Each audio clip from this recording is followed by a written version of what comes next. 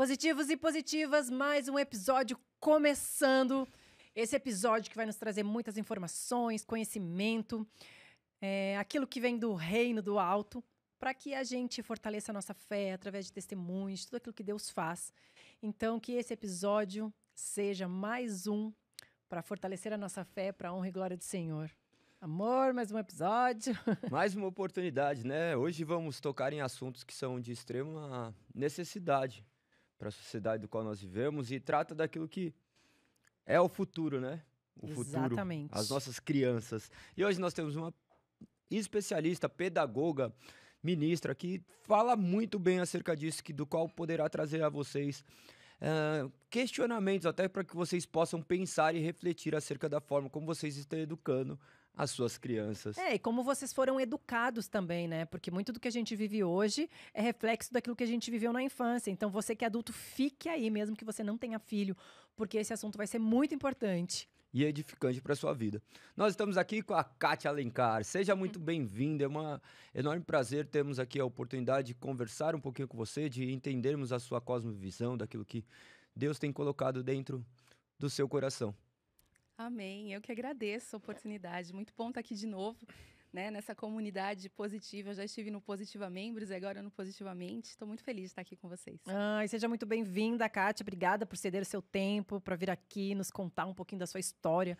Já começando, eu quero saber como que você teve esse contato com o Evangelho, o que aconteceu, o caminho que você percorreu. Conte tudo para nós, para você chegar onde você está hoje, sendo essa mulher tão significante aí no reino, né, e ajudando as nossas crianças e os adultos. Nos conta um pouquinho dessa trajetória. Vamos lá, com o maior prazer. Bom, eu praticamente nasci em berço cristão, evangélico. Meus pais, quando eu tinha 3 anos, conheceram a palavra de Deus, conheceram a Cristo, né? Através de um tio, por parte paterna, que já está com o Senhor. Ele foi num ponto de pregação. Isso era muito comum na década de 80, 90. E aí, através dele, cada um dos irmãos foi indo, conhecendo a Cristo. E foi assim com os meus pais. Esse ponto de pregação é o quê? Uma igreja montada? Não. É uma residência onde pessoas se reúnem para falar, compartilhar da palavra de Deus. Hoje seria uma célula, né? Sim. Mas antes era um ponto de pregação, porque a partir desses pontos nasciam as novas igrejas. Pequenas igrejas que depois se tornavam grandes comunidades. E foi assim que aconteceu. Eu me lembro, ainda muito pequena, de presenciar a minha mãe ter vários episódios de desmaios recorrentes, né?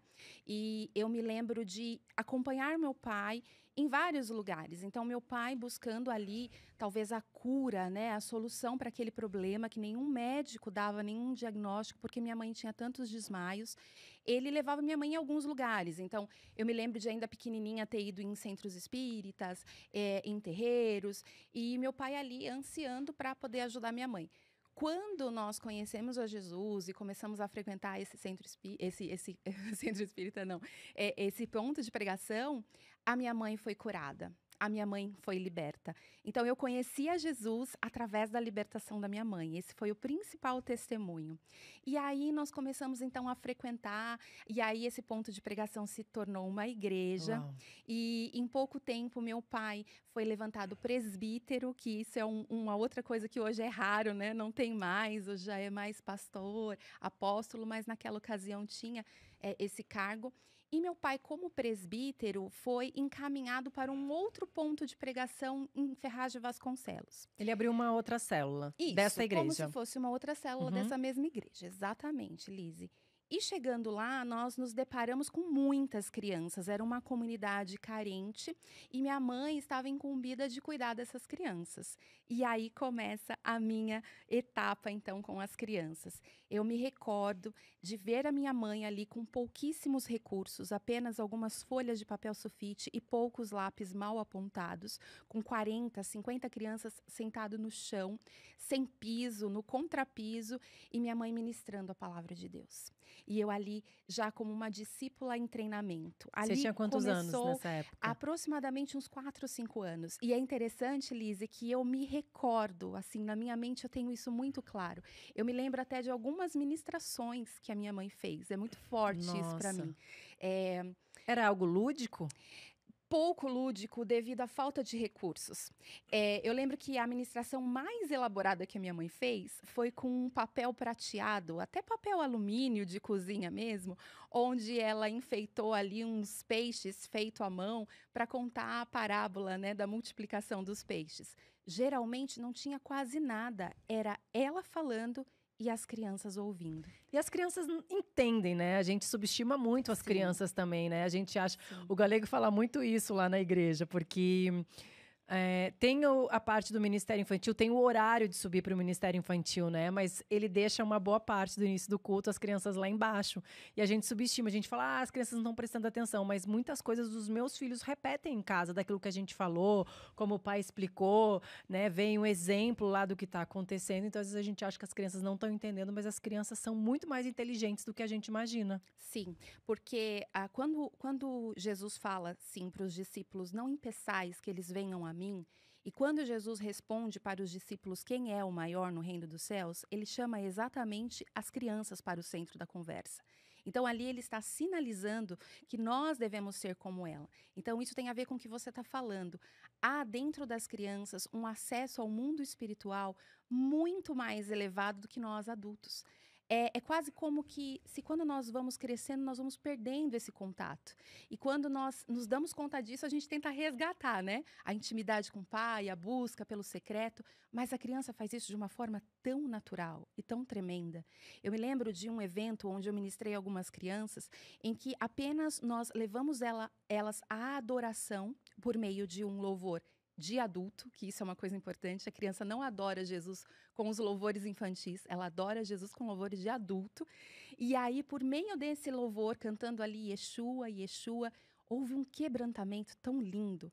As crianças se derramando diante do Senhor. E depois nós fomos compartilhar, né? O que você viu, o que você sentiu, o que você ouviu. E era quase unânime, Lise.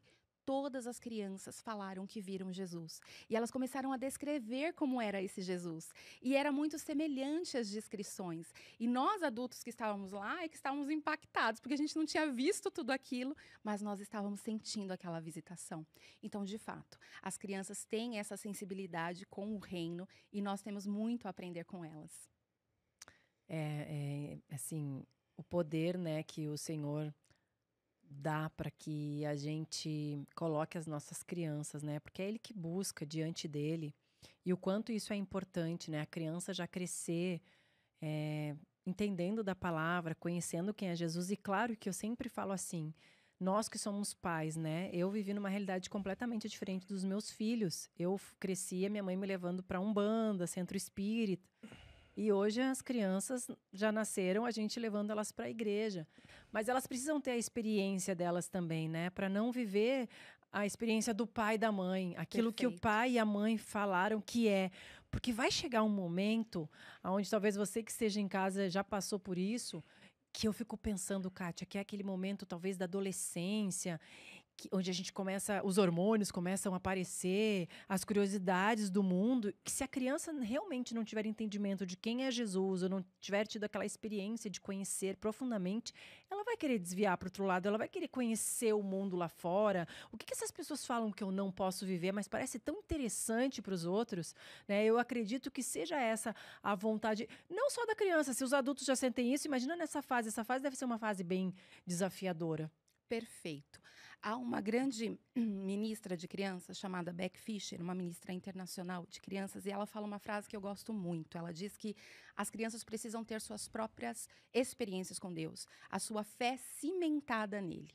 E isso é tão real porque eu vivi isso. Eu disse para você que eu fui para a igreja conhecer a Cristo em torno de 3 anos de idade, mas quando eu tinha aproximadamente 17 anos, mesmo apaixonada por Jesus, eu comecei a me esfriar na fé.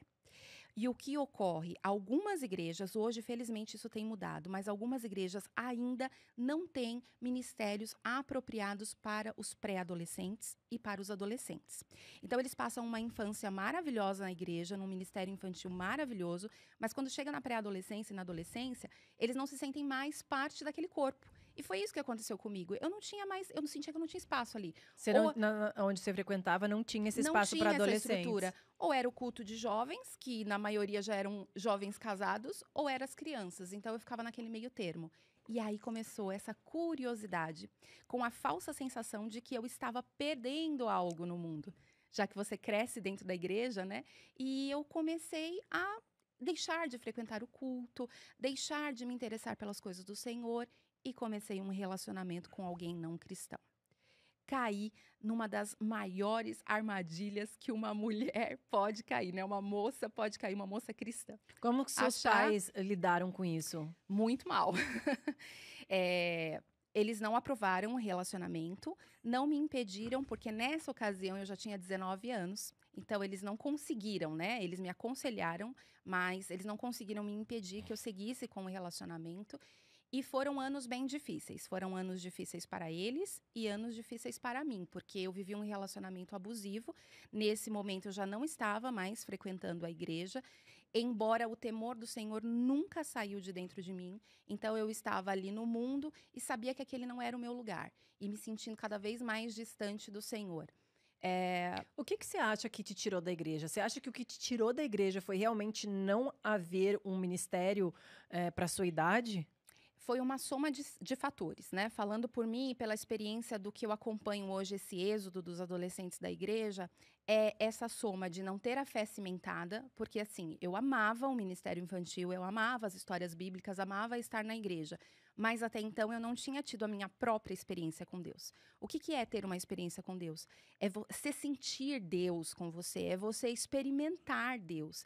O batismo no Espírito Santo, as experiências sobrenaturais, eu não tinha tido nada disso. E aí eu não culpo a igreja, eu não tinha buscado isso. Mas tem gente, Kátia, também que a gente tem que falar isso, né? Que é muito importante, que também não tem essas experiências, que são adultos, que não falam em línguas, que, né, que quando você fala assim, eles receberam o batismo do Espírito Santo, foram batizados nas águas, mas não tiveram o batismo, e nem por isso quer dizer que o Senhor não está nessa vida, ou que elas não vão ter uma experiência, ou que o Senhor não está cuidando delas em todos os detalhes. O batismo é algo a mais, né? Não é uma condição para você ser salvo, para você ter Cristo. É um fator a mais. Quando eu falo experiência, é ter a sua própria experiência no sentido de você viver algo sobrenatural, né? Eu acompanhei o seu testemunho do Galego e vocês viveram vários momentos sobrenaturais, né? Sim. Quando você vai buscar ajuda, Lise, fora, e aquele homem diz para você, realmente não mexa com os cristãos porque eles têm algo a mais, aquilo que você sentiu naquele momento é o Espírito Santo te ministrando a buscar a Cristo, né? Não foi só a fala dele, foi uma experiência sobrenatural. Então, é nesse sentido que eu falo, eu não busquei isso, somou com a curiosidade, né, do mundo. Meu pai era extremamente, tentando acertar, claro, extremamente rígido na nossa educação. Então, nós vivemos num evangelho da década de 90, onde não podia assistir quase nada, não podia absolutamente ouvir nada no rádio, não podia ir para lugar nenhum. Você era obrigada a ir para a igreja? Não era obrigada porque eu gostava de ir. Então, eu era convidada e naturalmente eu ia. Tanto que quando eu me senti obrigada, eu parei de ir, infelizmente. Devia ter ido obrigada. Então, eu acho que isso também gerou uma curiosidade a mais para sentir que eu estava perdendo algo, que quando eu experimentei, eu vi que eu não estava perdendo nada, né? E por fim, o pecado. O pecado nos afasta de Deus. Então, num relacionamento pecaminoso, eu estava afastada de Deus, do Espírito Santo. Então, isso foi me distanciando. Até que um joelho dobrado, noites e noites, né, de uma mãe, uma oração de uma mãe pode muito em seus efeitos, me trouxe de volta. O Senhor usou a minha própria mãe, quando eu já estava com 21 anos, para me alertar. Minha mãe é profeta. E profeta, assim, de visão aberta, Lise, sabe? Aquela, tipo, Moisés na versão feminina, que Deus fala com ela, assim, boca a boca. E isso é bom e não é bom para enquanto filha, né? Porque aí Deus revela tudo para ela. E ela disse, olha, Deus está me falando que Ele está te dando a última chance. E quando ela falou isso, Lise, eu me arrepiei, assim, dos pés à cabeça, porque eu senti que era Deus falando comigo. E eu estava já, assim, me sentindo totalmente vazia, totalmente perdida no mundo. E ela diz para mim, é a sua última chance, ou você volta para Jesus, ou então você se casa com esse rapaz e segue a sua vida. E parece que naquela hora, as escamas dos meus olhos caíram. Era como se eu tivesse encantada naquele relacionamento, que hoje eu olho para trás e falo, gente, como eu suportei todas aquelas situações. Era um relacionamento abusivo. Hoje se fala muito disso, mas na ocasião a gente não sabia, né? Vivia em Não um se e não falava, sabia. né? Até porque quem não tem maturidade hoje, quando a gente ouve falar em relacionamento abusivo, claro que existem muitas coisas relacionadas a isso, né? Dificilmente uma pessoa que não é instruída corretamente com valores e princípios, dificilmente ela tem maturidade para levar um relacionamento. Sim. Então ele se torna, como falam hoje, um relacionamento abusivo, porque Sim. não existe maturidade para levar, para você tratar o seu cônjuge, para você saber Sim. o papel da mulher, o papel do homem dentro de um relacionamento, o que um faz, o que o outro não faz. E nessa época, provavelmente, não existia essa palavra. Na minha época, quando eu comecei também a namorar, não existia relacionamento abusivo. Exatamente.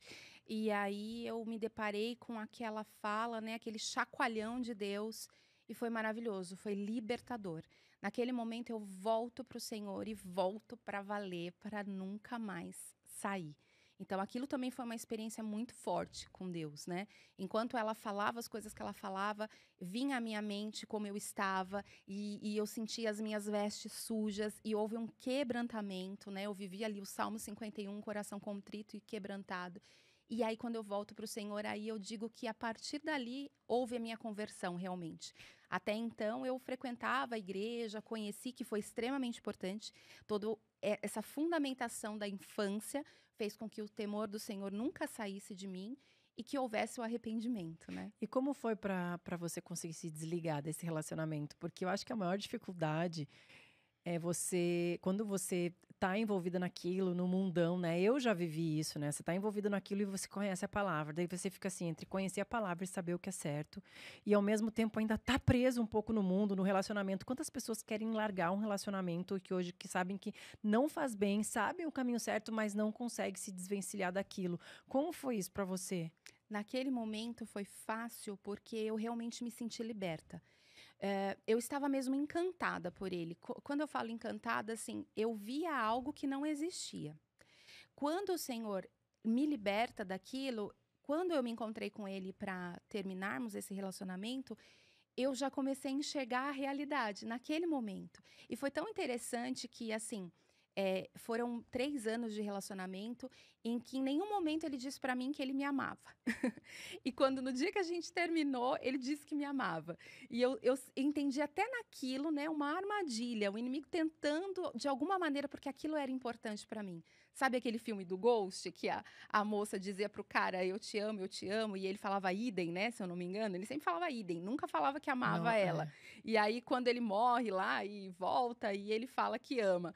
Aí eu, não, isso é uma armadilha. E foi tranquilo porque eu estava liberta, porque eu já tinha tentado terminar Mas várias demorou vezes, mais um não ano, então, conseguia. segundo a cronologia que você tá falando, 19 anos. Então, Sua mãe falou que 21 anos, né? Sua mãe falou com sim. você, daí você continua ainda 1 ano com ele. Não, com 21 anos isso aconteceu e eu já me encontrei com ele e terminei o relacionamento. Depois que sua mãe falou, você já falou assim, acabou. No mesmo dia. Foi assim, foi uma coisa automática. Foi muito espiritual, porque assim, tudo que me prendia a ele, eu pensava como você, como eu vou sair desse relacionamento? Eu me sentia dependente emocionalmente dele. Eu deixei meus amigos, eu deixei meus sonhos, meus projetos, para viver os sonhos e os E projetos sua mãe dele. enxergando isso, óbvio, O dentro tempo de casa. todo. E orando, Galego. Minha mãe orava todas as noites, de joelho dobrado, orando, clamando ao Senhor, pedindo para que a filha pródiga voltasse.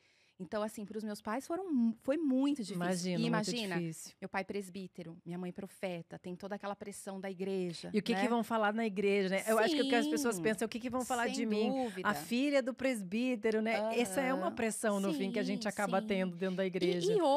E houve essa pressão. Os meus pais sentiram isso e sentiram também a repressão, né? Porque hoje a igreja está mais madura nessa área, mas naquela ocasião, os pais que tinham filhos nessa situação também eram penalizados em algumas coisas, porque Meu se Deus. atribuía, né, essa conduta errada do filho a uma falta de educação adequada dos pais. E não era, de maneira nenhuma eu posso julgar os meus pais, atribuir a eles o que eu fiz ou deixei de fazer. Pelo contrário, eu era corrigida em amor. eu era direcionada por eles, eu era chamada a orar e eu recusava. Então, era uma escolha minha, era o livre-arbítrio, né?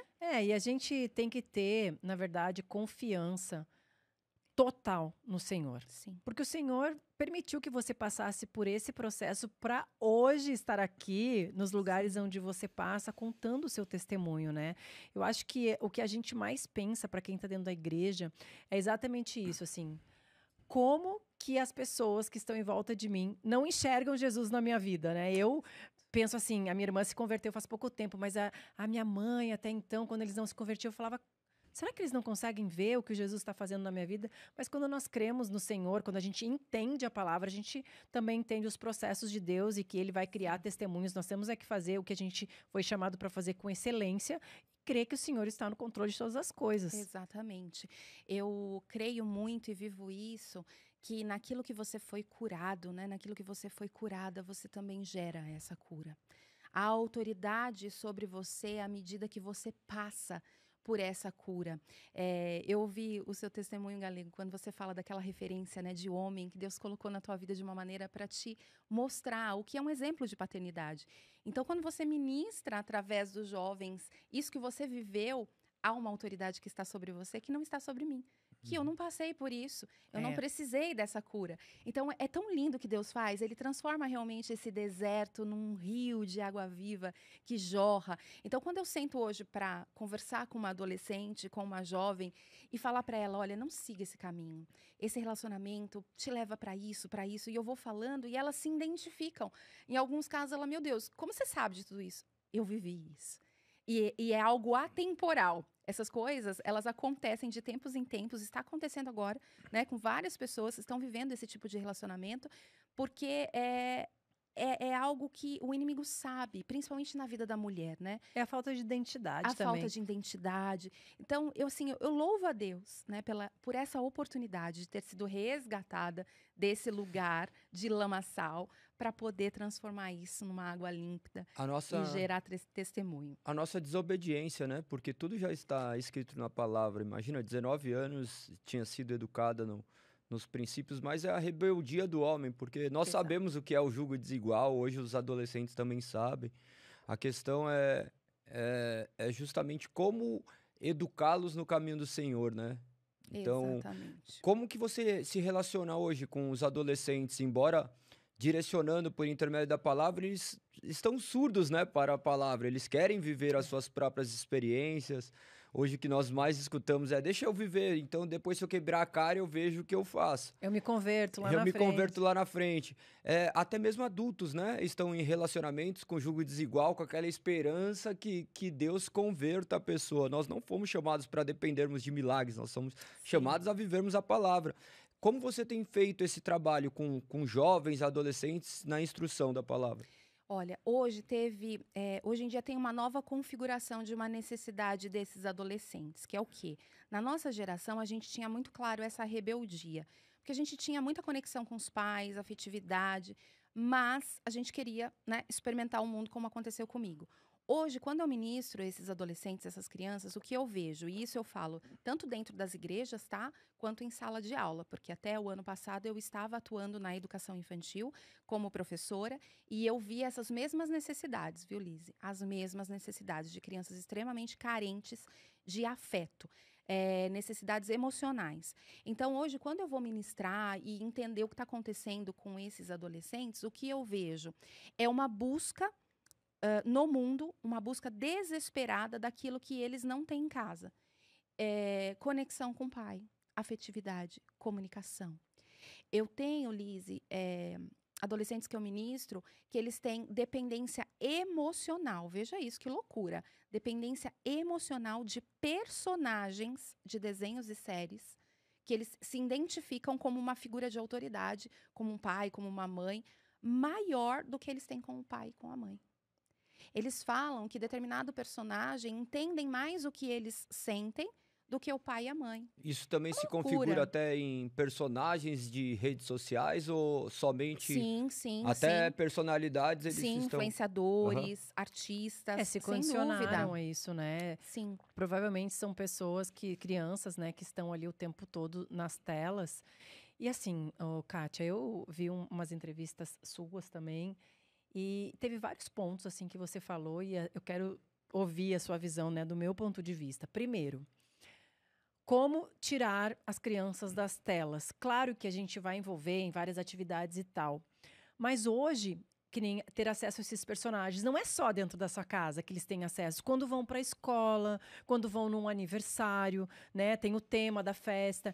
E como para uma criança que ainda não tem maturidade emocional para entender que ela não pode ver aquilo, sendo que todos os coleguinhas veem aquilo, que todos os amiguinhos veem aquilo, mesmo quem está dentro da igreja, que não são pessoas diferentes, né? Vivem a mesma coisa, por mais que estejam diante da palavra. Como você explicar para uma criança que aquilo não faz bem para ela? Perfeita a sua pergunta. Essa é uma dúvida muito comum, porque muitos pais acham que vai se estabelecer o não, o proibido, e aí você assegura que isso aconteça dentro da sua casa, como você falou, mas tem a escola, né? Tem o hall do prédio, tem todas as outras situações. Então eu vou falar para você o que eu fiz com a minha filha, e é dessa maneira que eu ministro os pais e as mães, e felizmente eles têm replicado isso e têm tido sucesso. Assim que eu comecei a gerar a Lavínia, eu decidi que eu iria me abster de tudo aquilo que eu sentia que já me aprisionava. Então, eu vou dar um exemplo muito claro. Eu era viciada em novelas. Eu sou da área artística, eu sou formada como atriz profissional e como atriz é muito importante que a gente assista, né? Vá a teatro, assista a vários tipos de formatos televisivos para você estudar os personagens, enfim, é um campo de estudo. E através desse campo de estudo eu acabei me viciando, assim. E eu me viciei a tal ponto que chegou um momento em que eu dispensava uma festa de casamento para não perder o capítulo da novela. Não tinha YouTube ainda, né? Não, exatamente. Eu estava lá presa naqueles canais. E quando eu engravidei, eu tive essa consciência. Eu falei, bom, eu vou deixar de fazer nesse momento tudo o que eu não quero que minha filha faça. Eu já tinha identificado que Quantos era anos tem seus ruim. filhos? Desculpa. Eu tenho uma filha de 10 anos, Tá. a Lavínia. Você tem 2, né? Eu tenho 2. 4 e 6? 5 e 7. 5 e 7, uma boa idade. Muito bom, muito bom. E então, eu parei de assistir novela. E quando ela nasceu, eu disse assim para o Senhor, até então eu não trabalhava com isso, tá? Não era especialista em análise de conteúdo, não tinha esse trabalho que eu desenvolvo hoje. Foi já o meu preparo, foi na maternidade. Eu falei, Senhor, eu não quero, com a Lavínia, viver o que eu vivi com o meu pai. Embora eu o amo, tá? Pai, eu te amo demais, você sabe. Eu não quero, assim, o não. Não assista, não veja, não faça. Não pode. Porque eu não quero sair de casa e ela assistir, ver tudo escondido. Eu quero que ela saiba identificar o que é adequado ou não. Então, eu fui pedindo para o Senhor, desde o ventre, que ela tivesse também discernimento espiritual, né? Isso são buscas que está na palavra, fruto do Espírito, dons, discernimentos, né? Que nós devemos buscar. E eu falei, dá para minha filha esse discernimento. E eu me lembro, Lise, que até os 3, 4 anos de idade, eu selecionava os conteúdos para ela, que eu achava adequado, e depois eu fui deixando ela mais à vontade. Quando ela tinha 5 anos de idade, no meu apartamento, entre a cozinha e a sala, tem o passa-prato. Então, é uma cozinha americana, então eu consigo ver, né, da cozinha ali ela na sala. Eu estava preparando o jantar e passou o comercial de um programa que iria estrear na TV Cultura, na época que a TV Cultura ainda era bom para as crianças assistirem. E eu falei, olha que legal, filha, vai estrear esse programa, né? Você vai ter mais uma opção para assistir. Ela tinha 5 aninhos e ela disse assim para mim, não, mamãe, isso aí não é bom. Eu sinto que não agrada a Deus. Ela disse desse jeito para mim. E eu fiquei cismada porque eu não vi nada de errado ali só na chamada. No dia que o programa estreou, ela estava lá assistindo. Eu estava na mesma situação, na cozinha, preparando a refeição. E eu ouvi uma fala meio estranha e eu já me dirigi para a sala para ver o que ela estava olhando na tela. Na hora que eu cheguei, a gente viu a cena junto. Ela virou para mim e disse, tá vendo, mamãe? Eu não falei para você que aí não tinha coisa boa, que não agrada a Deus? Qual era a cena? O menino estava no quarto dele e ele recebia a visitação do espírito do avô. Era Valentins, se eu não me engano, o programa. E eu nunca tinha falado com a minha filha até então sobre espiritismo, por exemplo. E ela teve o discernimento espiritual que aquilo não era adequado. Eu olhei para ela E assim, eu me lembro de ter ficado muito emocionada, porque eu entendi que Deus tinha colocado isso nela. E a partir daí nós começamos a conversar. Eu fui abrangendo os assuntos, daquilo que é adequado ou não, ensinando ela a fazer boas escolhas, sempre gerando nela ter esse espírito de sabedoria, de discernimento. De Então responsabilidade. é esse né? o caminho. É. É esse o caminho. Agora- É gerar isso neles, para que eles saibam fazer essas escolhas, Discernir o certo e errado. especialmente quando estiver longe dos pais. Agora eu vejo o seguinte, ó. Todos os adultos já tiveram ainda tem a sua criança, né? Mas todos os adultos já foram crianças. E muitos deles repetem comportamentos que viram nos pais, naquilo que eles ensinaram. Então, o que eles estão ensinando para os filhos não é que eles sabem que estão ensinando coisas erradas, eles estão ensinando aquilo que eles aprenderam. Sim. Muitas vezes esses pais precisam também de um tempo para falar sobre isso, direcionado para isso. Olha, a sua criança, ela precisa ser criada dessa forma, né? Porque senão ela vai ter esse déficit de atenção, um problema emocional. Então, primeiro que eu acho que tem que ser voltado também para os pais essa atenção, Sim. porque muitas vezes os pais estão fazendo algo que eles desconhecem, eles nem Sim. sabem que aquilo vai ser prejudicial para aquela criança, né?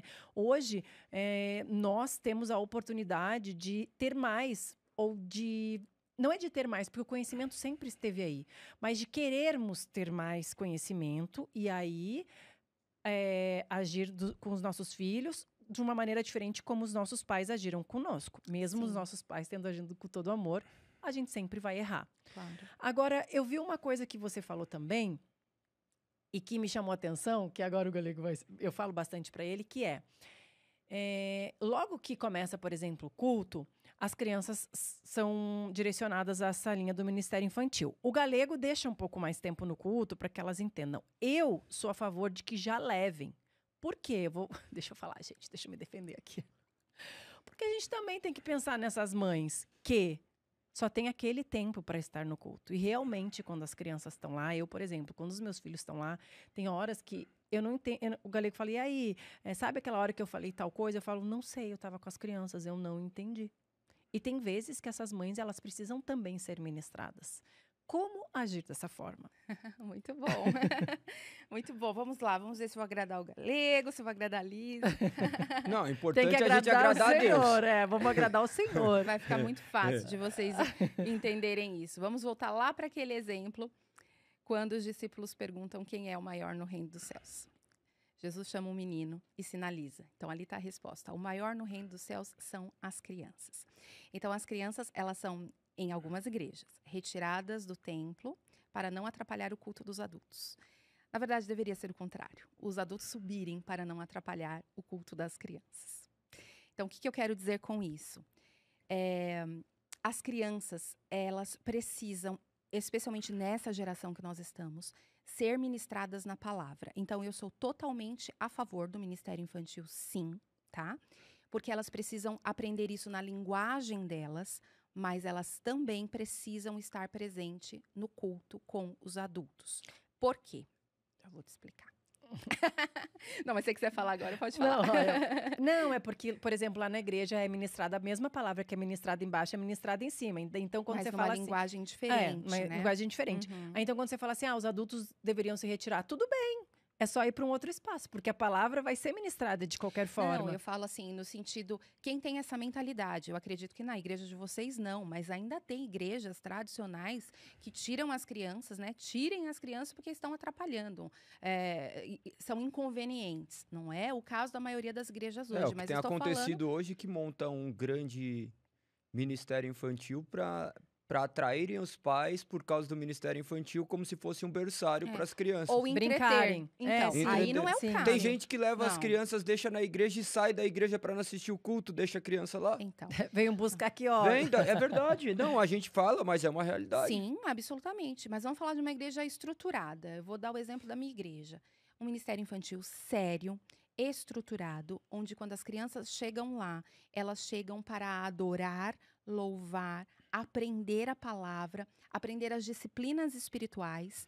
A primeira vez que eu fui nessa igreja, nós começamos a congregar lá após a pandemia. E eu fui buscar a minha filha no Ministério Infantil.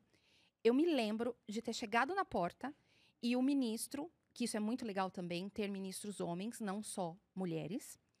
ele pediu licença aos pais que ele ia atrasar um pouquinho a entrega dos filhos, porque as crianças estavam orando por missões. E aí a porta era de vidro, eu olhei para minha filha, eu encontrei ela ajoelhada, num grande globo terrestre no chão, as crianças com imposição de mãos, orando, se derramando, orando sobre as nações. Eu nunca tinha visto minha filha fazer aquilo. E eu pensei, nossa, pode atrasar o tanto que quiser, porque que experiência incrível que ela está vivendo. Quando ela sai, ela disse até para mim e para o meu esposo, olha, eu vou orar para Deus testificar no seu coração e do papai, para nós ficarmos nessa igreja, porque senão eu vou chorar por 90 anos. Então, eu olhei para o meu marido, ele olhou para mim e a gente falou, é essa a igreja. Então, são ministérios nesse nível que eu estou falando, né? Onde a criança vai ser mesmo ministrada. Mas quando eu falo que ela também precisa estar com os pais, no templo, com os adultos, é para que ela veja como os pais adoram. Como os pais se comportam, porque nós somos a principal referência. Se eles têm toda essa estrutura no Ministério Infantil, mas ele ou ela, essa criança, nunca viu a mãe, né, orando ali. Bom, eu sou do tipo que vou pro culto, se eu não levantar a mão, não chorar, eu não fui no louvor, né? Então, quando ela me vê ali quebrantada, o pai orando, falando amém, até essa dinâmica do senta e levanta. Então, precisa ter essa referência. O que a gente faz na nossa igreja? Uma vez por mês, as crianças não vão para o Ministério Infantil, elas ficam com os pais no templo, o culto todo, mas a gente sabe que tem crianças que têm uma demanda um pouco maior, né? Ficam mais inquietas. Então, elas são incumbidas de fazer o registro do culto. E isso já entretém elas. Elas recebem uma folha e lá elas têm que registrar qual palavra foi dada, as palavras novas que elas aprenderam, quem pregou, qual é o nome do pastor. Então, isso também gera uma conexão. Ela está ali, ela tem uma responsabilidade. Isso é legal. É legal. E os que são pequenos, por exemplo, não sabem escrever, essas crianças menores? Os do berçário, eles permanecem, os pequeninos permanecem. É mais os juniores, a partir de 5, 6 anos, né? E eles ficam com os pais. E eles amam, viu? Eles amam. É muito legal mesmo. E assim, eu sempre observo tanto a reação da minha filha quanto dos demais, né? Que é a minha área, então a gente usa tudo para estudar. Muitos, Lizzy, ficam realmente, ao invés de ficar olhando para o altar, ficam olhando para a mãe e para o pai. Porque muitas vezes eles não veem também os pais fazendo isso em casa. A minha filha quer abrir o culto.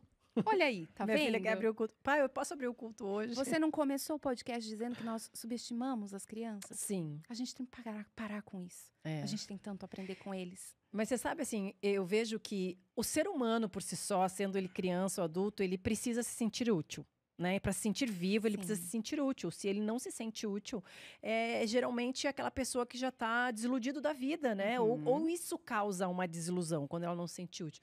Então, eu acho muito importante também essas crianças na igreja serem participantes, Perfeito. Sabe? Até os adolescentes, inclusive os adolescentes, sabe? Eles fazerem alguma coisa, ter lá como se fosse... se nosso culto de adulto tem um responsável por isso, por aquilo, os adolescentes também, porque eles começam a fazer parte da igreja, eles começam a se enturmar. Hoje eu tenho que ir para a igreja, porque hoje eu cuido disso. Hoje eu ministro a palavra. A nossa igreja é nova, mas eu consigo enxergar assim que a pessoa, o adolescente, ele vai se sentir mais participante quando ele realmente entende a importância dele no culto. Tem um compromisso, né? Um compromisso. O que não pode é a gente fazer com que as pessoas sejam meras serviçais e não entendem que a adoração vai muito além de servir, né? Sim, Porque hoje nós vemos igrejas muito proativas em servir, esquecem que o maior culto é prestado justamente fora da igreja. Então, as pessoas vão para a igreja só para servir, não acompanham o culto, não sabem o que está acontecendo. Então, existe uma série de problemas que a gente pode retratar aqui. Mas nós temos que crer justamente que a palavra é suficiente para educar o homem, instruir no bom caminho. Não só o homem, o ser humano, né? Então as crianças vão ser educadas. Como que tem sido feito isso daí?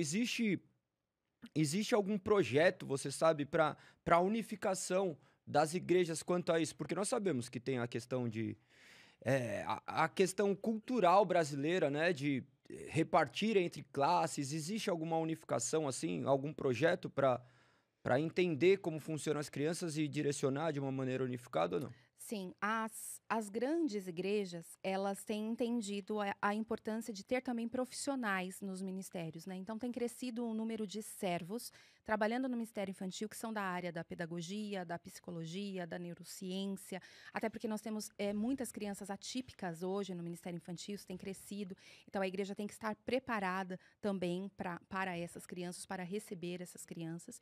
E há um movimento internacional que se chama Redefinindo o Ministério Infantil no século XXI.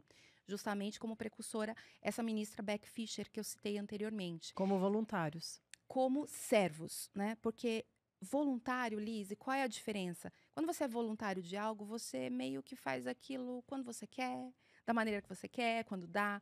Quando você é servo, é um compromisso. E qual é a diferença? Sim, eu entendo o servo de Deus e o voluntário. Quando eu falo voluntário, eu quis falar mais sem remuneração. Sem remuneração. Sim, exatamente.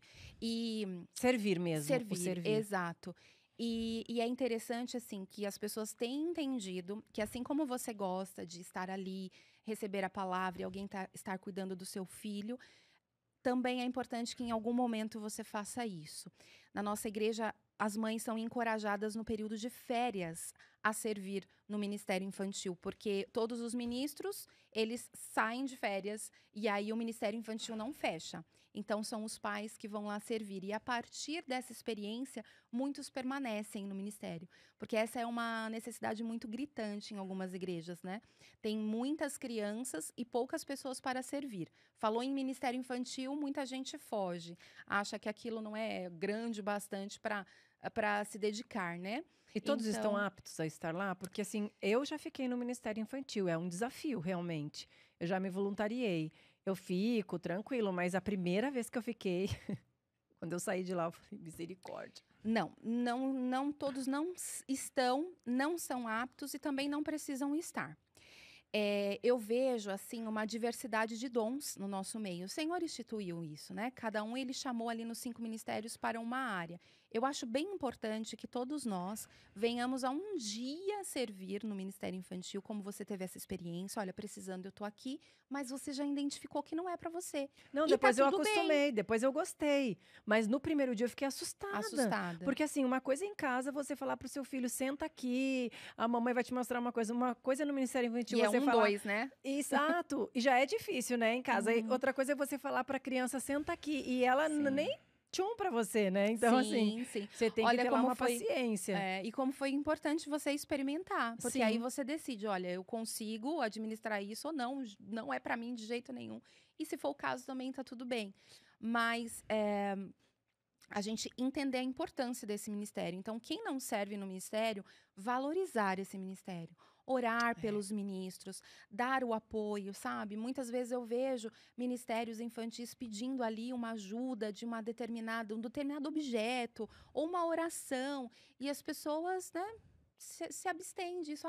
Não é comigo, não é para mim. Então, a gente olhar com mais amorosidade, né? Esse pessoal que está ali trabalhando, que está semeando a palavra de Deus, naqueles que já são o reino de Deus, que daqui 10 anos, se você pensar no seu filho mais velho, 7 anos, né? Daqui 10 anos, Liz. 5 anos. 5, o mais velho? Uhum. A mais velha tem 7, a mais ele tem velha. 5. Então, vamos pensar na mais velha já. Daqui 10 anos, você já parou para pensar que ela vai ter 17? 17, Galego. Eu tenho mais 2 filhas, então Então você já passou por isso. E aqui tem 7, vai ter 17. Então, assim, gente, é uma transformação. E passa assim. E passa assim. Então, vamos... a igreja, ela entra como um cooperador do trabalho dos pais. Provérbios 22:6, que fala para que nós ensinemos os nossos filhos no caminho, é uma atribuição direta aos pais. Os pais, já que é no caminho, aos pais que estão no caminho, né? Caminhando ali com os filhos. Não é a igreja todos os dias. E por isso que eu falo que é tão importante os pais serem instruídos, muito instruídos. Porque, às vezes, o único contato que a criança tem com a palavra do Senhor é aquela 1 hora do culto na semana, quando os pais levam. Porque tem gente que não é assídua toda semana, que vai no culto. Então, é o único momento. Talvez os pais cheguem em casa, eles não consigam parar com a criança, não falem da palavra de Deus, Deus, não leiam. Então, é aquele momento. Então, se naquele momento os pais também não pararem para ouvir, para serem instruídos como que eles devem proceder com essa criança em casa, sabe? Não vai adiantar, porque daí a criança vai ouvir a palavra de Deus, mas vai chegar em casa e vai falar, mas a realidade é completamente Mesmo diferente. porque pode olhar como um teatro, né? O pai tá ali, chora, chega em casa, não tem uma vida de oração, não tem uma vida de leitura da palavra. Exatamente. Então... Que foi o que aconteceu com... Não exatamente assim, mas o Galego, por exemplo, quando você falava que você ouvia na sua casa, ler a Bíblia e tal, mas ela falava, se é esse o Deus que eles servem, então não acredito mais nesse Deus. Né? Por isso que eu acho tão importante, claro, as crianças são importantíssimas, eles são o futuro, né? Mas nós precisamos tratar esses pais também. As crianças não obedecem o que nós falamos, eles vivem aquilo que nós vivemos, exemplo, né? O exemplo exato. fala mais. E vendo essa necessidade, que o Senhor me chamou para sair um pouco da ministração com as crianças, que eu fiquei 25 anos em ministério infantil, todos os domingos, ou então ministrando em diferentes igrejas, palestrando para crianças e adolescentes. Você treinava as pessoas para participar? Sim, treinava os voluntários de ministério infantil, liderança, tenho cursos nessa área, e o Senhor me tira desse meio e fala, agora é um outro momento, agora você vai trabalhar com os pais. Em 2001, eu comecei a reformular toda a minha caminhada, vendo essa necessidade. Os pais precisam de orientação. Até para como falar com os filhos sobre determinados assuntos. Eu recebo pedidos de ajuda do tipo, Lizzy, minha filha está sofrendo bullying. Como eu abordo o assunto? Não consegue nem introduzir a conversa, entende? Então, eu falei, não, a gente precisa fazer alguma coisa. E aí, eu ajuntei a minha expertise na área da pedagogia, somado ao Ministério de Cura e Libertação, que eu atuo também tanto com adultos como com crianças, para ensinar esses pais. Eu fiz algo bem pedagógico, bem didático. Hoje eu tenho um curso que se chama Vencendo a Guerra Cultural, onde eu somei ali, compilei todos os principais assuntos que afetam a infância e a adolescência na área de guerra cultural, como os influenciadores, a questão da paternidade, bastardia, os principais conteúdos, os animes, as animações japonesas. Então, eu peguei tudo, né? Estudei ali durante anos, compilei, e aí eu ensino esses pais a trazer esses filhos de volta. A conexão emocional, espiritual, mental, no dia a dia em casa, na igreja. E, felizmente, a gente tem tido bons frutos, bons resultados e, o principal, formando pais que ministram outros pais, né? Eu já recebi registros de mães que hoje estão palestrando em suas igrejas, usando o material do Vencendo a Guerra Cultural para ensinar outras mães a esse resgate da maternidade, o resgate da paternidade. Então, tem sido um trabalho, assim, para honra e glória do Senhor, com frutos que... objetivando essas crianças, o resgate delas. E tem sido muito gratificante, muito desafiador, porque eu estou indo contra um sistema, contra uma maré, e trabalhando nas redes sociais, como vocês trabalham, a gente sabe que a gente tem muita resistência, né?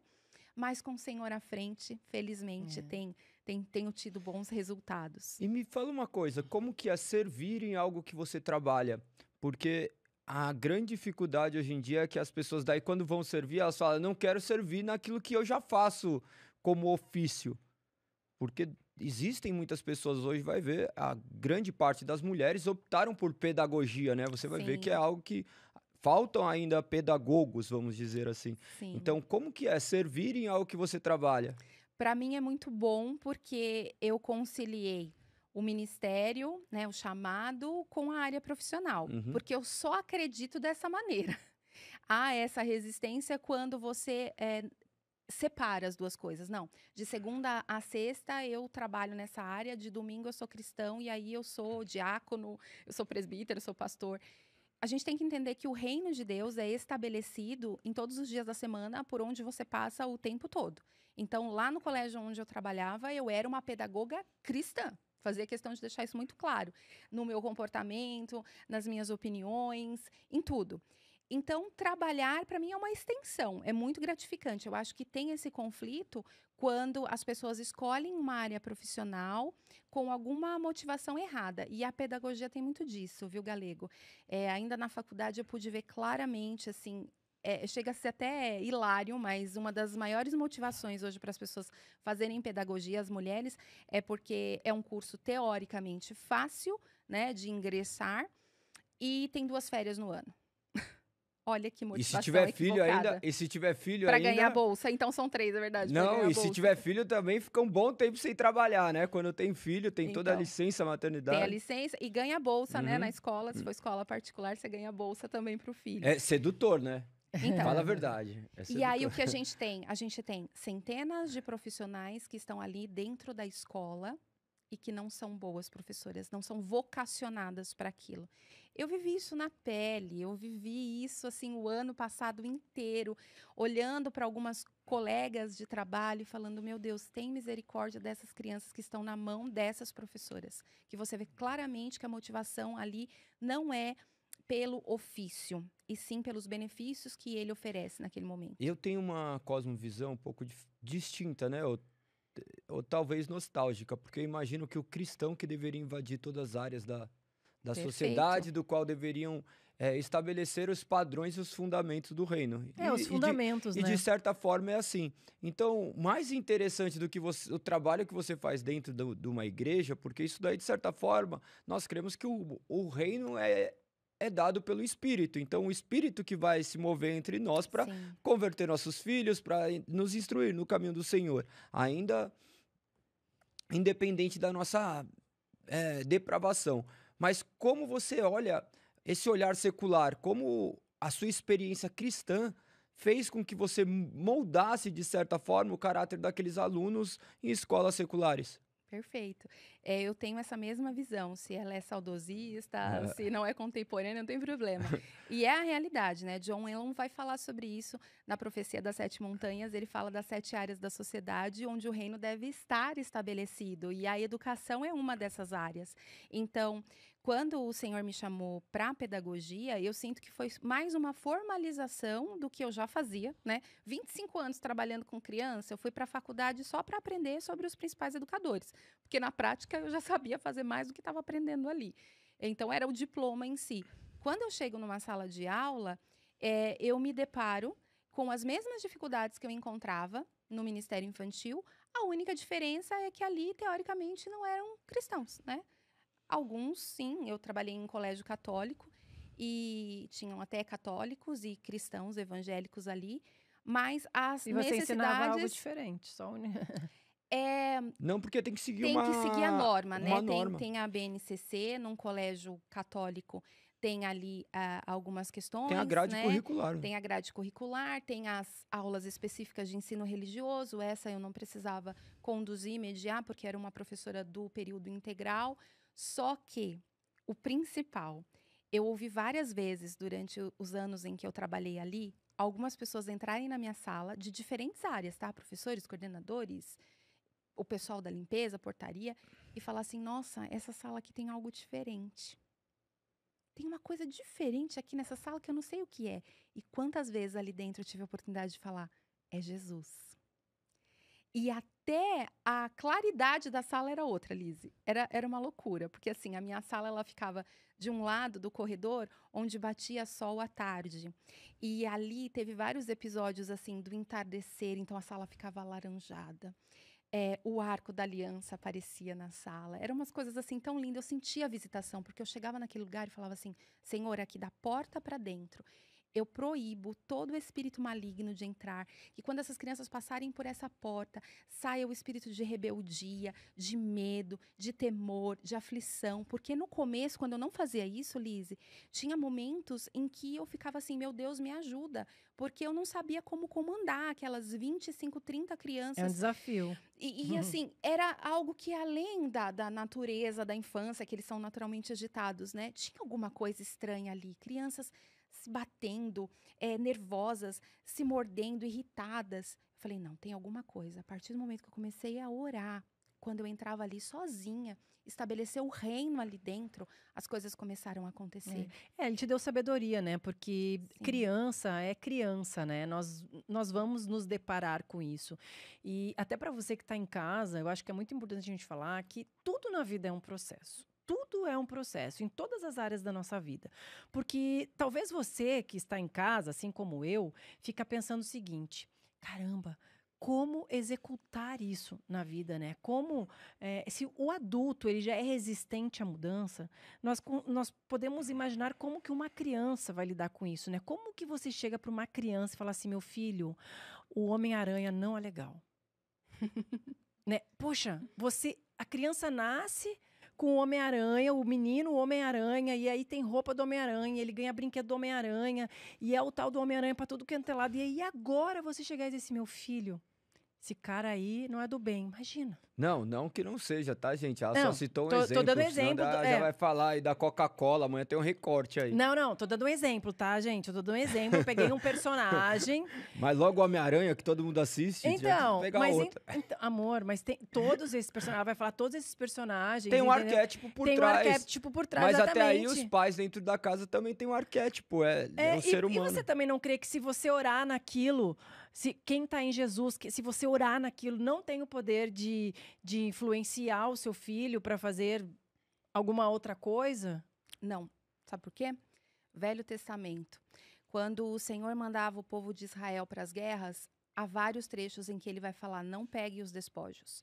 E esses episódios onde Deus deixava isso muito claro e os despojos eram pegos, em alguns casos até escondidos, todo o povo sofria o dano. Você vai para uma guerra e aí você acaba ali com os seus inimigos, né? A cidade fica devastada e sobra o quê? Sobra o gado, sobra as pratas, né? Esses são os despojos. É um prêmio que você recebe. O que era do povo passa a ser seu. Em alguns episódios, Deus autoriza. Quando Deus não autoriza, ele fala que não é para trazer a contaminação para dentro de casa. Então, eu fui estudar sobre isso, porque muitas mães falam isso. Ah, mas se eu orar sobre a toalha da Ariel, da Frozen, eu não posso continuar usando a toalha de banho da minha filha? Eu falei: Senhor, me mostra isso na tua palavra, fala comigo, porque eu tenho que orientar de uma maneira que venha do Senhor, não tem que ser da minha cabeça. Eu sempre achei que não, mas eu queria ter uma base bíblica para isso. E o Senhor me levou na palavra. E o Senhor me levou da palavra de uma maneira tão profunda, Liz, e isso é tão recente, é tão interessante se perguntar isso, porque eu acabei de ter essa experiência com Deus. Eu escrevi um livro, ele vai sair agora em agosto, o lançamento dele, o pré-lançamento agora em junho, e tem um capítulo que fala só sobre isso, sobre objetos como pontos de contato. E o Senhor me deu na palavra, e lá ele explica por que nós não podemos orar sobre algo que já foi contaminado, porque ele foi criado com aquele objetivo. Então, usando o exemplo da Frozen, nem vamos falar do Homem-Aranha. A Frozen também não dá. A Frozen absolutamente não dá. Tá aqui, ó, na minha lista dos proibidos. Não dá para falar da Frozen. Ah, mas eu falo muito. E eu vou orar então? Não, porque você tem que buscar sempre os fundamentos, as raízes. Qual é a história por trás? No que ela foi baseada, para qual objetivo. Então, se já há uma contaminação na raiz, aquilo não foi criado para glorificar a Deus. Mas, então, Kátia, nós não devemos ter parte nem sorte, a palavra fala. Tá, mas Kátia, e as toalhas que nós compramos aleatoriamente nas lojas? A gente não sabe para que foi consagrado. Elas podem chegar na nossa casa consagrada para outras coisas e também não vai adiantar a nossa oração, então. Sim, aí entra o apóstolo Paulo. A gente vai ter que ter uma fábrica em casa, hein? Não, é muito simples. Olha, tudo que entra na nossa casa, absolutamente, deve ser consagrado a Deus. Aliás, eu já vou além. Quando a gente vai comprar, né? A gente já deve sair de casa orando para o Senhor preparar, nos levar para a loja certa, preparar o vendedor. Eu faço isso, tudo. Já chega, já consagra a hora em gratidão ao Senhor. É diferente quando você compra algo que tenha consciência. O apóstolo Paulo fala isso. Sobre a tua consciência está a condenação. Aquela mãe que não conhece sobre esse assunto, nunca ouviu falar sobre a Frozen, sobre pontos de contato, ela não tem condenação, porque ela está o quê? No tempo da ignorância. A partir do momento que o conhecimento chega até ela, e é o Espírito Santo que convence, não sou eu, não é o meu curso, não é o que eu falo, o Espírito Santo que está na minha vida, ministra no coração dessa mãe, vai testificar isso, ela própria já não vai querer mais. Aquilo já começa a incomodar dentro de casa.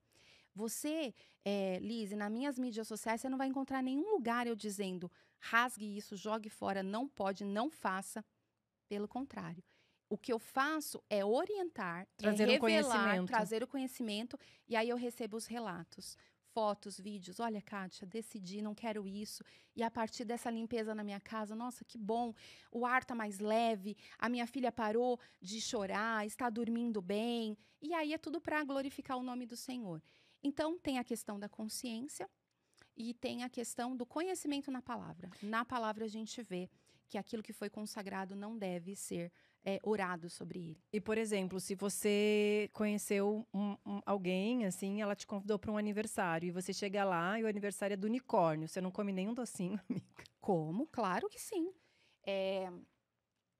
Veja, nós temos que dar bom testemunho. Não, é interessante, é muito bom essas suas perguntas. Não, isso daí porque é muito dúvidas É importante, comuns. porque o que acontece? Nós não vivemos dentro de Sim. uma igreja, nós vivemos no mundo, nós devemos ser Sim. cristãos no mundo. Sabe Isso por daí são quê? pontos de vista, você vai formar a sua própria convicção. Sim, e sobretudo dar bom testemunho. Imagina, eu vou no aniversário, eu não vou comer nada porque eu não concordo com esse.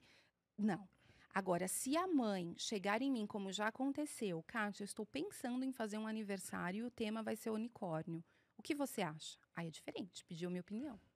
Aí eu vou mostrar para ela o que aquilo significa e deixar que ela decida. Se mesmo assim ela optar pelo unicórnio, eu vou lá, sim, vou prestigiar se eu fui convidada, vou comer o alimento, mas continuo não concordando com aquela escolha e não faria essa escolha para minha filha. É quase como nós cristãos, nós não vamos num casamento de uma amiga que vai casar na igreja católica. Pois é, eu te falo isso porque eu já presenciei, por exemplo, uma mãe falando para a criança, não mexe nisso que é do unicórnio. Eu já presenciei isso. E aí, eu fico pensando assim, como lidar, por exemplo, você então teve esse entendimento, não quero mais comprar essas coisas para dentro da minha casa, e não basta orar mesmo tendo conhecimento, porque você já trouxe, segundo aquilo que você está explicando para a gente. Mas aí, quando você vai num aniversário, nós podemos, então, agir da mesma forma. Se eu comer este docinho, serei contaminada espiritualmente por aquilo e não basta eu orar. Não, porque aí é a decoração, né? O alimento em si, ele tem que ser... nós temos que orar antes de comer qualquer coisa, porque a gente não sabe a procedência. Aliás, desde a plantação, né? Quem plantou lá já pode ter consagrado para algum Deus que não é o mesmo que a gente serve. Então, a gente tem que orar sobre qualquer coisa. Um item enlatado do supermercado, você tem que orar. E não aceitar Então, a lembrancinha também, não leva a lembrancinha para casa. Então, com relação à lembrancinha, eu vou falar o que eu faço, tá bom? A minha filha, primeiro que ela nem pega, porque ela tem esse discernimento e ela não quer, não se interessa por isso. Mas, por educação, eu pegaria, sim, a lembrancinha, mas eu não levaria para dentro da minha casa. Já fiz isso várias vezes. Antes de chegar em casa, já foi para o lixo. Agora, isso, Lise, é uma questão de relacionamento com Deus. É uma questão de Espírito Santo e você. Aquilo que ele fala com você e ele ministra no seu coração. Olha, vou dar um exemplo numa outra área que você falou, eu achei sensacional no seu testemunho. Você disse que em nenhum momento alguém chegou para você e disse, pare de se vestir assim ou assado. Naturalmente, você mudou suas vestes, né? Sim. A sua postura, suas vestes, e você se sentiu bem com aquilo, não te trouxe um peso. Agora, se alguém chegar para você e falar, olha, Lise, não dá, né? Você tem que cortar o cabelo, você tem que fazer isso, põe um monte de doutrina, um monte de coisa, ia te trazer esse peso. Quando é o Espírito Santo que ministra, é tão leve, é tão gostoso. E assim, a própria criança não sente falta daquilo. E nós também não. E a gente tem prazer de estar com o outro que ainda não alcançou esse entendimento e ministrar na vida dele com testemunho. Porque é uma ótima oportunidade quando você não participa de alguma coisa, como já aconteceu com a minha filha, fala assim, por que você não assiste tal desenho? Aí ela fala assim, olha, esse desenho é assim, assim, assado, e ela vai pondo o ponto de vista dela, com a linguagem e o jeitinho dela. Aí a outra criança falou, nossa, nunca tinha pensado nisso. Realmente não é legal, acho que eu também não vou assistir. Então, veja, ela exerceu uma influência de uma maneira tão natural, né? Sem peso, sem dano. E é assim que tem que ser. Nós temos que ganhar as pessoas pelo exemplo, não pela imposição. A pessoa olhar para você e falar assim, nossa, a Lise está tão diferente, ela sempre foi linda, mas agora ela tem um novo brilho. Esse brilho é Jesus. A melhor maquiagem que você usava antes não chega aos pés do brilho que você tem hoje. Então, é isso que nós temos que transmitir para as pessoas, né? Na nossa caminhada, no nosso exemplo. É a grande questão de vivermos Cristo diariamente, né? Quais são os testemunhos, assim, que você tem de de transformações dessas crianças, de relatos, porque provavelmente, claro que o índice de divórcio hoje, tanto no meio secular quanto dentro da igreja, são bem equiparados, mas sabendo que vem de famílias que muitas vezes são desestruturadas, muitas vezes dentro do cristianismo, cristãos nominais, e ali talvez Sim. pessoas que não conhecem a Cristo, mas vivem muito mais do cristianismo. Como você se relacionou com isso e quais são os testemunhos de pessoas que foram impactadas mediante o seu tratar, né? Mediante aquilo que Deus tem derramado sobre você e derramado sobre essas crianças? Tem 2, assim, que me marcaram muito. O primeiro foi a primeira vez que eu ministrei uma família, assim, individualmente, né. Eu nunca tinha feito esse trabalho, assim, de sentar com o pai, porque quando a gente vai ministrar uma criança, a gente primeiro senta com o pai e com a mãe. Isso dentro da escola. Não. Ah, tá.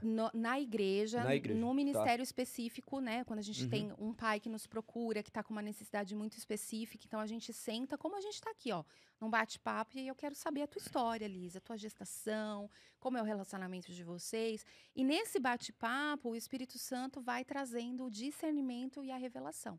A gente nunca vai ministrar um casal achando assim que todo o conhecimento teórico que a gente tem vai resolver o problema, porque aí é psicóloga, né? Que também é maravilhosa, mas a gente quer algo além, a gente Uhum. quer o espiritual. E aí o Espírito Santo vai falando, ó, é essa área aqui que precisa ser tratado, é nesse ponto. E aí a gente vai ali anotando e tal, e a gente conversa. Quando eu chamo a criança para ministrar, eu já tenho um direcionamento da parte de Deus de que área que eu vou caminhar.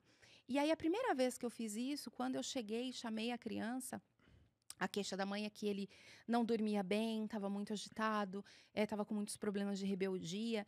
E aí a gente começa a conversar, e aí o Senhor me mostra o quarto dele, né, em visão aberta. Eu não tenho, aliás, em visão de mente, eu não tenho visão aberta, mas na mente eu vejo a imagem, e o Senhor me levou ao quarto dele.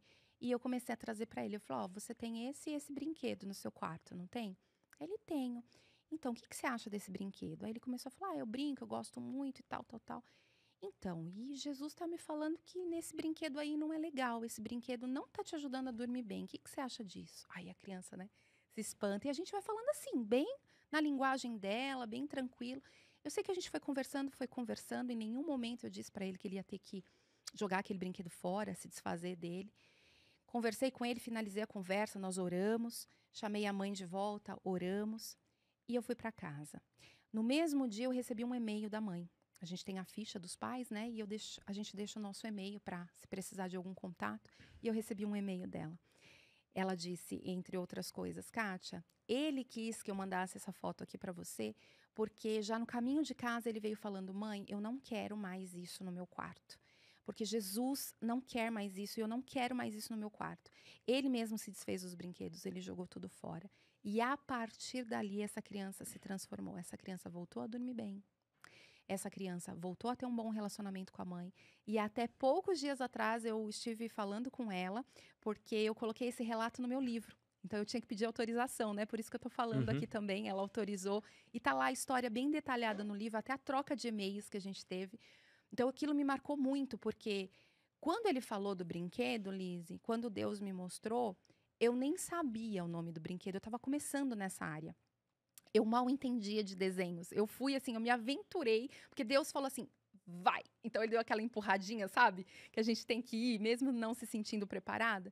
Eu fui, e aí ele começa a falar de coisas que eu falo, meu Deus, que brinquedo é esse? Eu não sei nem o nome. E aí o Espírito Santo me fala, ó, é isso, isso, isso. Então foi muito assertivo, porque foi dado por Deus. E o resultado foi muito bom. Esse foi a primeira experiência de transformação. E a segunda foi numa ministração com um adolescente. A mãe estava muito aflita. Também era um caso de pais, aí sim era um caso de pais separados. E ela estava muito aflita. Esse menino estava trancado dentro dele mesmo. Ele não tinha mais diálogo com essa mãe, nem com o pai. E ela estava muito preocupada com a situação dele na escola. Ele estava muito agressivo, uma série de problemas. E quando eu me deparo com ele assim na minha frente, ele estava com um moletom assim como o seu. E era um dia de calor em São Paulo, que era muito estranho ele estar vestido daquela maneira. E aí o Espírito Santo já me alertou, tem alguma coisa embaixo daquele moletom. Conversa vai, conversa vem, e eu pensando, meu Deus, como eu vou tocar nesse assunto, né? O Espírito Santo me mostrou que ele estava se machucando, né? Se cortando, o borderline. E Eu falei, bom, vai ter que ser de supetão. Eu falei, você teria coragem de arregaçar essas mangas? Ele titubeou. Eu falei, eu só tô te pedindo isso porque Jesus está me falando que tem uma coisa aí no seu braço que precisa parar de acontecer. E o primeiro passo para isso é você ter coragem de mostrar para alguém. Ele abaixou a cabeça. Eu só vi as lágrimas caindo. Aí ele arregaçou as mangas. E realmente era visível vários cortes. Foi uma experiência tão forte. Eu nunca tinha me deparado com isso. A gente sabe que isso acontece, né? A gente estuda sobre isso, a gente lê sobre isso. Mas quando você vê um adolescente na tua frente e ele chorando, e eu pensando, meu Deus, o que eu faço agora? O que eu faço agora? E aí eu fui orar com ele, tinha outro ministro comigo, e a gente orou. E era o quê? Galego, cura de paternidade. Esse ministro que estava comigo, por isso que é sempre bom ter um homem e uma mulher, ele fez esse papel de cura da paternidade, orou, ministrou a paternidade sobre a vida dele. Esse menino foi curado ali naquela tarde, ele foi transformado, depois com o feedback da mãe. Então, são ações assim transformadoras que vai além do nosso conhecimento pedagógico. É algo espiritual que a gente só tem com experiência com Deus e disposição. Amém. Amém! Nossa, foi muito bom. Esse episódio foi muito bom. Eu, por mim, ficaria a tarde inteira te perguntando várias coisas. Eu também ficaria aqui.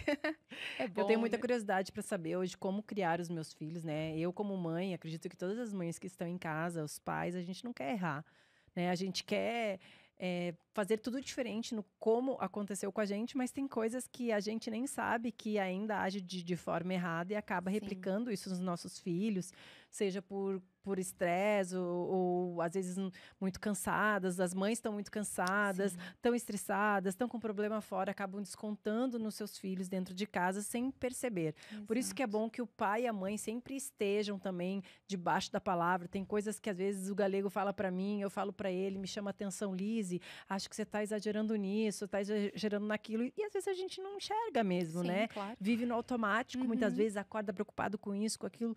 Então é muito importante que os dois estejam atentos na criação dos filhos, sempre querendo melhorar para que os nossos filhos não passem por aquilo que a gente passou e que cada vez mais a gente procure conhecimento, né? Os nossos filhos aí são o futuro dessa geração, da nossa casa, do nosso legado.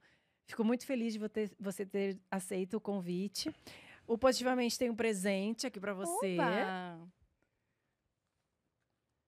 Ah, que lindo. Eu amo caixas. Ih, já tô imaginando chegar em casa com essa caixa, a disputa entre a filha. Nossa, personalizado. Pode abrir? Pode, claro. Ai, que sensacional. Ó, meu vai dar briga mesmo. Não só pela caixa, pelo conteúdo. Gente, chocolates. Que lindo, que delicadeza. Muito obrigada. E outra coisa que eu amo aqui, que eu já vi aqui embaixo, o livro. Minha biblioteca está aumentando. Nossa, que bênção. Jesuscope, acompanho também. Muito obrigada, gente. Para mim, o presente já era estar aqui, falando daquilo que eu amo tanto, né? Conhecendo vocês pessoalmente, que eu já acompanho ali, dou os likes. E ainda sair com presente físico. Muito obrigada. Para finalizar a minha fala sobre o que você falou, Lise, sobre esse seu desejo de acertar, eu quero falar para você, e representando todas as mães que estão assistindo, que não se esqueça de depender do Espírito Santo. Amém. É muito importante, sim, a gente buscar conhecimento. E essa é a minha área, então eu anseio, sim, que os pais busquem pelo meu curso, por outros cursos tão importantes quanto, mas não se sinta cansada nessa missão, porque com o Espírito Santo o fardo é leve. Se a gente tentar fazer tudo pela nossa força, nós não vamos conseguir. Mas naquele momento que você não souber o que dizer para sua filha, para o seu filho, para os seus filhos, fale, respire, como eu quando vou ministrar as crianças, eu falo, meu Deus, o que eu falo agora? O que eu faço agora? Eu não sei. Ele fala, o Espírito Santo fala. E aí, tudo flui. Então é isso. Amém. Amém. Amém. E para finalizar, nós terminamos com 5 palavras e depois nós oramos. Eu gostaria de falar 5 palavras. Você pode fazer uma devolutiva com uma palavra, com um pensamento, aquilo que representa para você. São palavras que eu creio que tem um valor histórico dentro do protestantismo, e isso fala muito sobre a nossa visão de mundo e em como Deus tem, de fato, sedimentado algumas coisas em nossa mente. Ai, que tenso. Acho que é a parte mais difícil do podcast. Mas a questão mais maravilhosa é que não existe exatamente uma resposta única, né? porque Deus, na sua multiforma, ele derrama graça e faz com que as palavras possam ser transformadas. Pede pro Espírito ao Santo ouvir te Deus. Já tô conduzir, aqui, ó. Lizzy. Você acha que não? Eu já tô aqui. Usa do seu conselho. Sim, já tô aqui, já A primeira conectada. palavra é escrituras. Vida, Segunda palavra é graça. misericórdia. Terceira palavra, fé. É a motivação. Quarta palavra, Cristo. Salvação. Quinta palavra, Deus. Essa é tão profunda, porque ela representa tudo isso, né? Eu não vou falar uma palavra só, não consigo. Ele é o Criador, ele é aquele que, embora o mundo ainda olhe para ele e ache que ele é aquele bravo que manda raios do céu, ele é aquele que deu o seu único filho para morrer por mim e por você. Então, ele é todas essas palavras, ele é tudo isso que nós conversamos aqui e muito mais. Amém. Amém, Amém. amém. Foi maravilhoso. Kátia, todo final de episódio, nós pedimos para um dos três que estão aqui orar pelas pessoas que nos assistiram, que nos acompanharam, por essas pessoas que estão aqui. Hoje eu vou pedir para você orar por essas pessoas que estão em casa, por essas crianças, pelos pais dessas crianças que estão aqui, Amém. pelos pais que desejam pelos pais que desejam ter filhos, para que o Senhor os capacite Amém. a criá-los e a tê-los. Então, eu vou pedir para que hoje essa pessoa de oração seja você. Amém. Obrigada pela honra. Que responsabilidade. Vamos lá, Espírito Santo, me ajuda. Espírito Santo. Senhor Jesus, nós queremos te agradecer, Pai, por esse tempo de comunhão, por estarmos aqui representando a Igreja de Cristo, falando de coisas tão poderosas que enchem o nosso coração e transbordando na vida de outras pessoas. Pai, neste momento, como ministra da Tua Palavra, eu quero colocar diante de Ti, Senhor, a vida de cada família, Senhor, de cada mãe, de cada pai, de cada filho que está, Senhor, conectado aqui no Positivamente, acompanhando esse podcast, pedindo, Senhor, que a Tua infinita graça e a Tua misericórdia venha visitar esses lares, Pai. Nós sabemos, Senhor, de muitos lares que são disfuncionais, que estão desestruturados. Lares, Senhor, que estão precisando, Pai, receber a Tua paternidade. Lares que estão precisando de cura, de libertação. Derrama, Senhor, a Tua graça. Dá a essas mães, Senhor, espírito de sabedoria, de discernimento, Senhor, de autoridade. Renova, Senhor, a autoridade que o Senhor já deu, que o Senhor já instituiu na Tua palavra sobre cada pai, sobre cada mãe, para que esses pais venham tomar posse dessa autoridade para conduzir os seus filhos no caminho do Senhor. A Tua palavra fala que os nossos filhos são como flechas. Então, Senhor, adestra esses arqueiros, Senhor, para esta missão. Amém, Que os pais possam preparar essas flechas, Senhor, afiá-las para lançá-las para um destino profético. Ajuda, Senhor, cada um que neste momento está pensando não ser capaz de fazer isso. Aqueles que não têm sequer mais conexão com seus filhos, filhos já adolescentes, jovens, alguns que já até saíram de casa, assim como o Senhor fez comigo, Pai. Traga esses filhos pródigos de volta, Senhor, para o seio do seu lar, para esses pais, para que juntos eles possam, naquele grande dia, entregar a Ti, Senhor, os seus filhos, a herança que o Senhor nos deu. A Tua palavra fala que o Senhor não nos deu filhos para a maldição, mas para a bênção. Amém. Então, nós declaramos aqui, como Igreja de Cristo, que nós abençoamos cada um desses filhos e dessas famílias, em nome de Jesus. Amém. Amém, amém. E para você que nos acompanhou, que acompanha esse episódio, que você continue acompanhando os outros episódios do Positivamente. Curte esse vídeo, compartilha com todo mundo que você conhece, porque eu tenho certeza que vai edificar, engrandecer a vida de muita gente que está aí perdido ou que precisa de mais conhecimento. Eu tenho certeza que você também será abençoado por isso. Deixe seu comentário aqui embaixo, porque a gente lê, a gente gosta de participar, de saber o que você está vivendo, seu testemunho. E até o próximo episódio. Obrigada, Kátia. Eu que Galego, agradeço. mais uma juntos, meu amor. E você, nos encontramos em breve. Um grande beijo.